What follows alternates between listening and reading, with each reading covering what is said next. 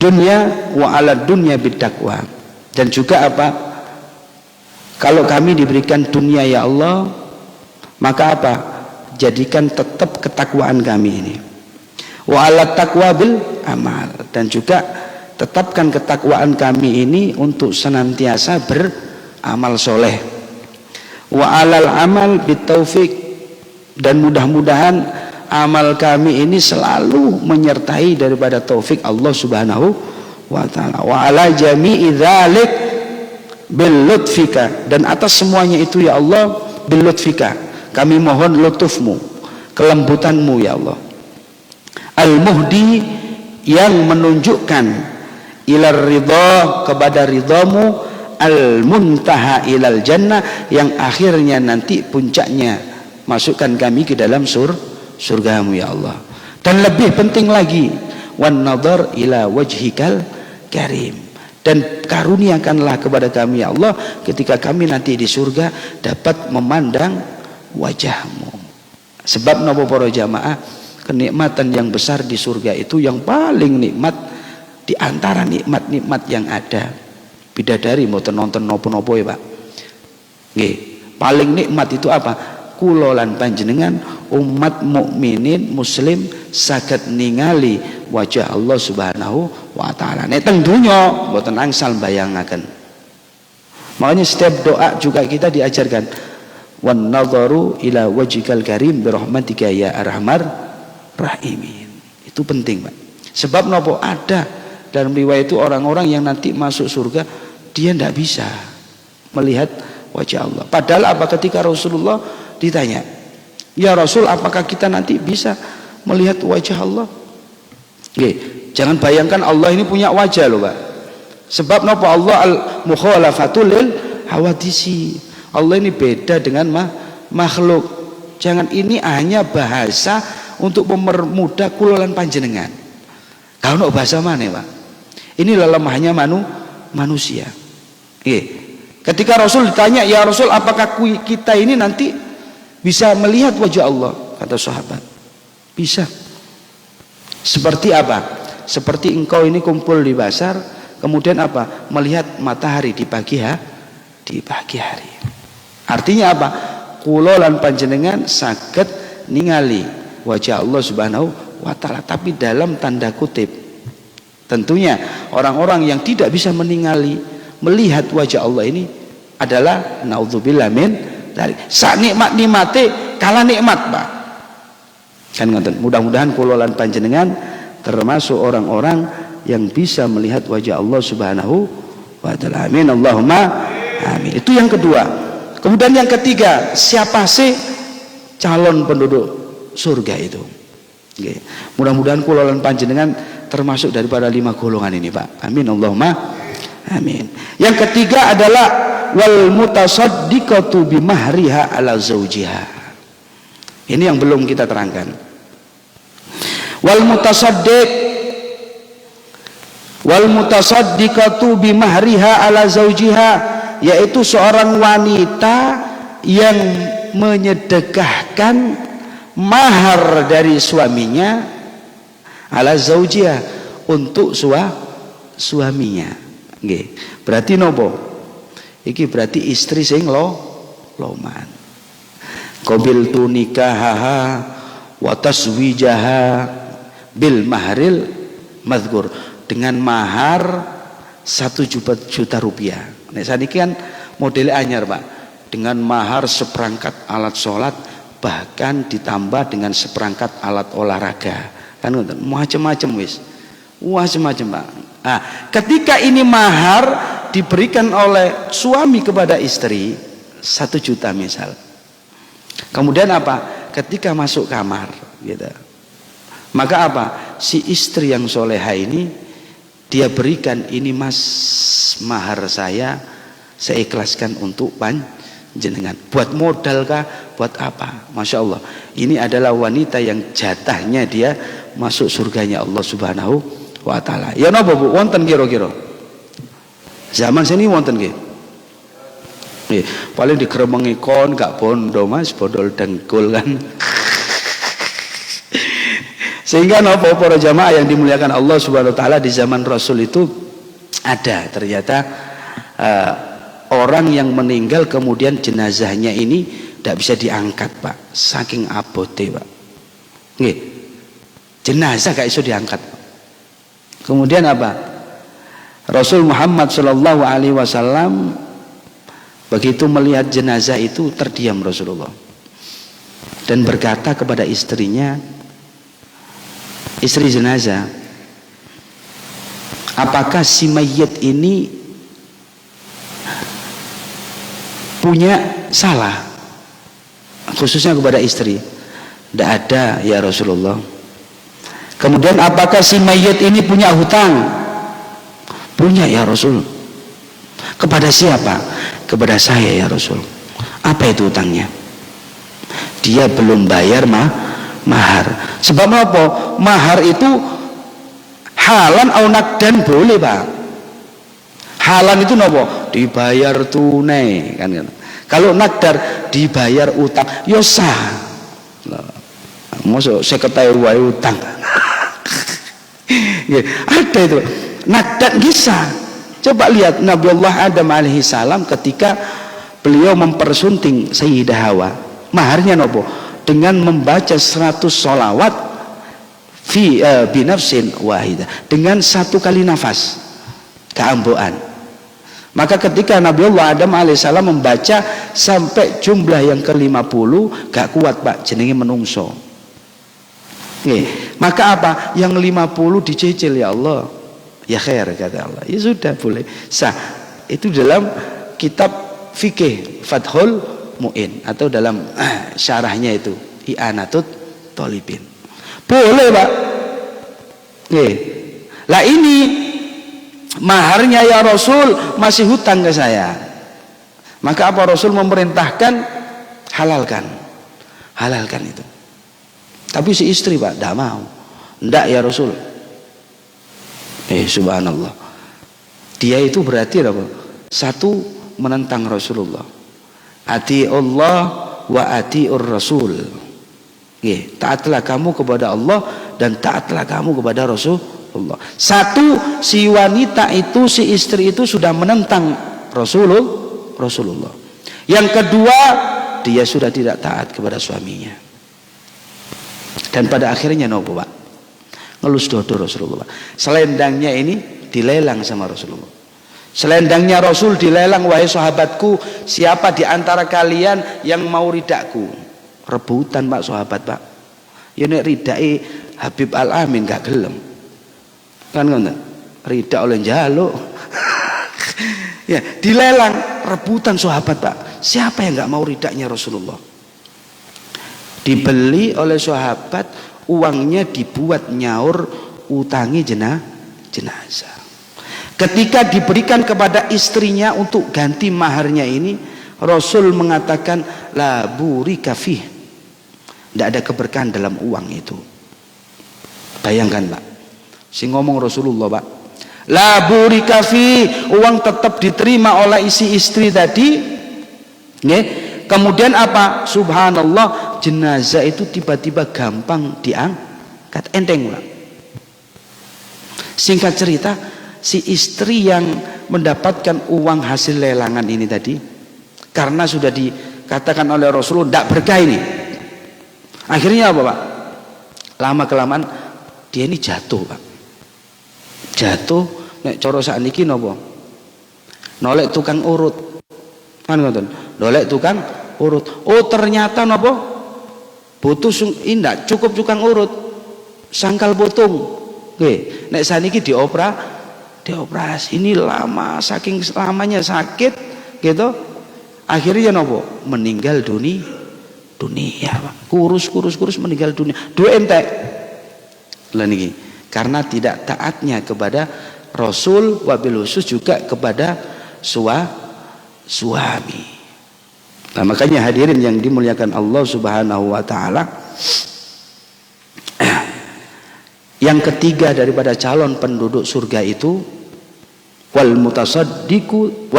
mutasaddiqatu bimahriha ala zaujiha, wanita yang dia mau mensodakohkan maharnya untuk suaminya.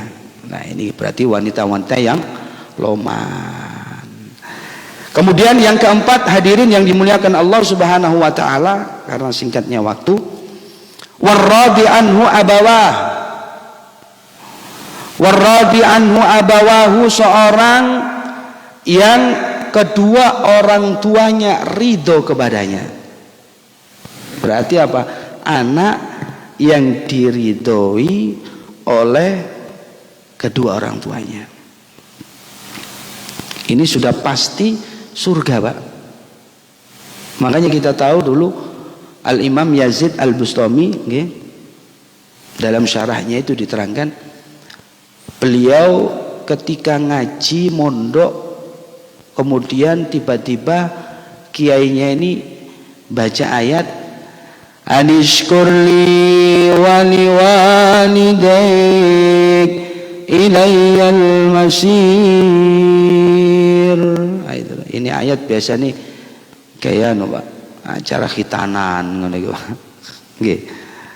Ausainal insana biwalidayhi hamalathu ummuhu wahnan ala wahnin wa fisaluhu fi amain anishkur li wa liwalidayk ilayyal masir.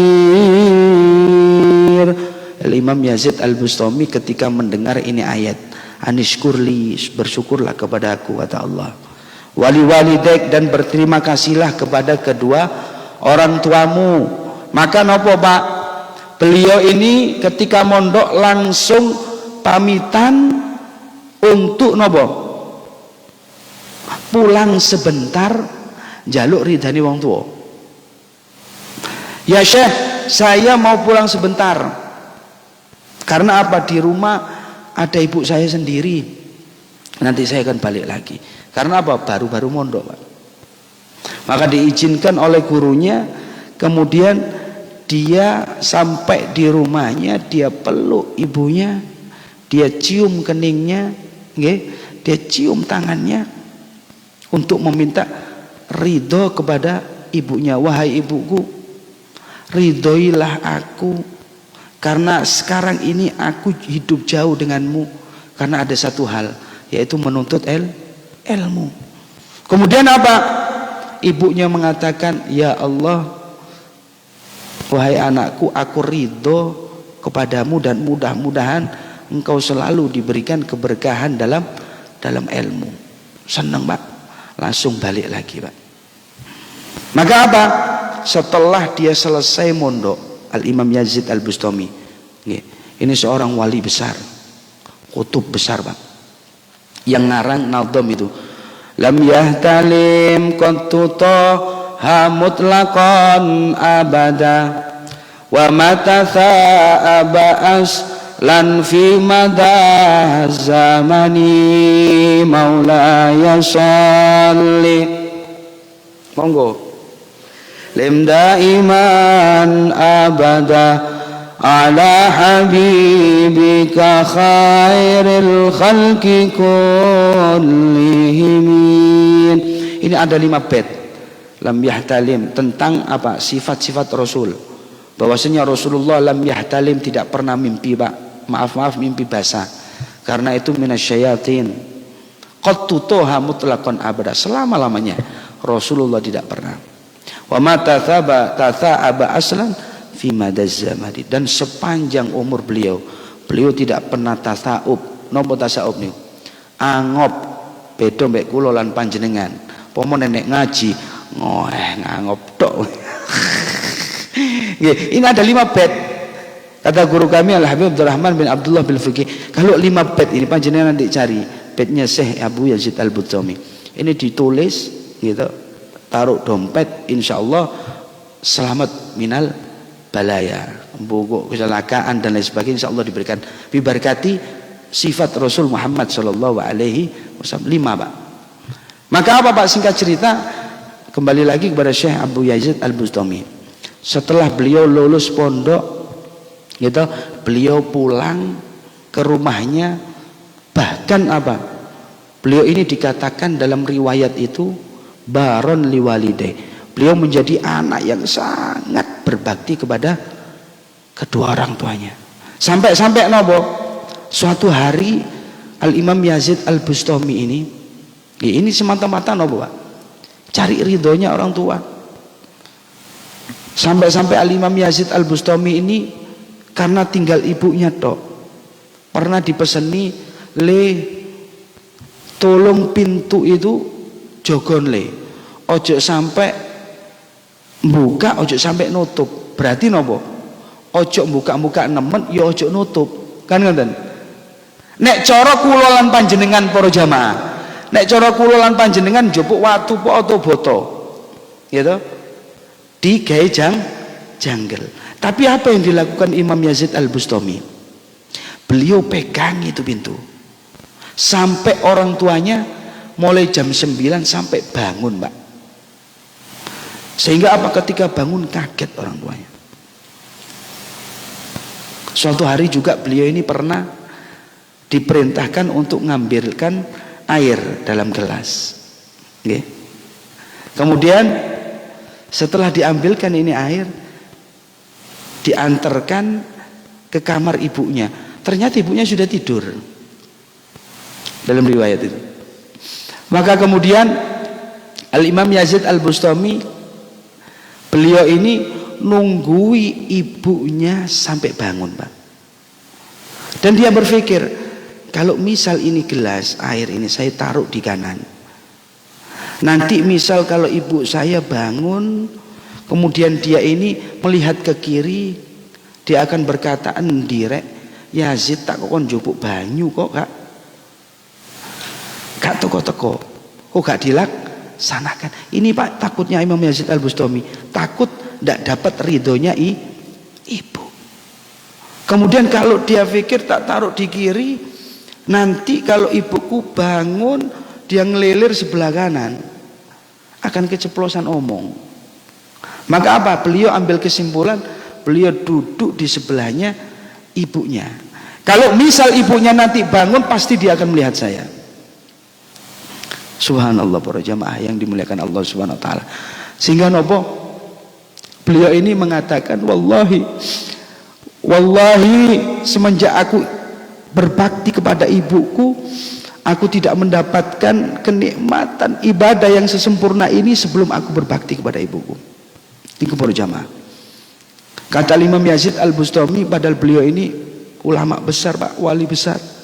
Beliau mengatakan, wallahi aku tidak mendapatkan kenikmatan ibadah sebelum aku berbakti kepada kedua orang tua.